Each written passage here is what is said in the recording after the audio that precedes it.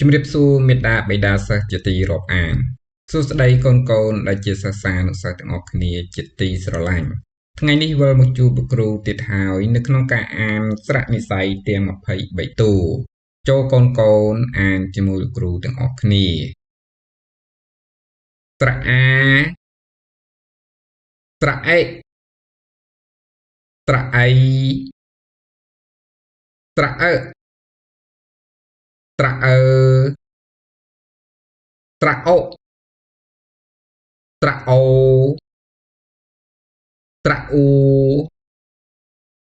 ស្រៈអើស្រៈអឺស្រៈអ៊ីស្រៈអេស្រៈអែស្រៈអៃ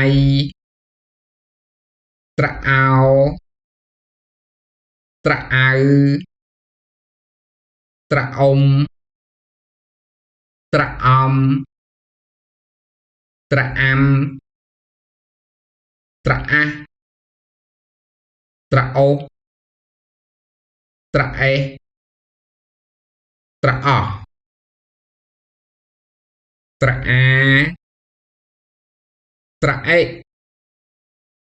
ស្រៈអៃស្រៈអើស្រៈអើស្រៈអូស្រៈអូស្រៈអ៊ូស្រៈអើស្រៈអឺស្រៈអ៊ីស្រៈអេស្រៈអែស្រៈអៃស្រៈអោស្រៈអៅស្រៈអ៊ុំស្រៈអំស្រៈអាំ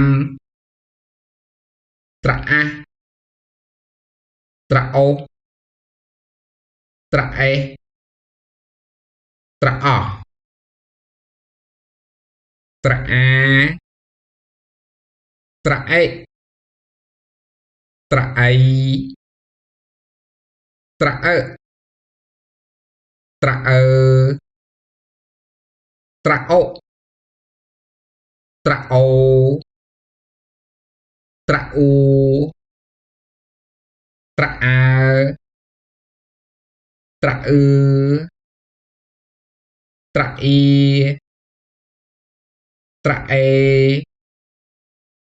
ស្រៈអែស្រៈអៃស្រៈអោស្រៈអៅស្រៈអ៊ុំស្រៈអំស្រៈអាំស្រៈអាស់ស្រៈអូសស្រៈអេសស្រៈអោះ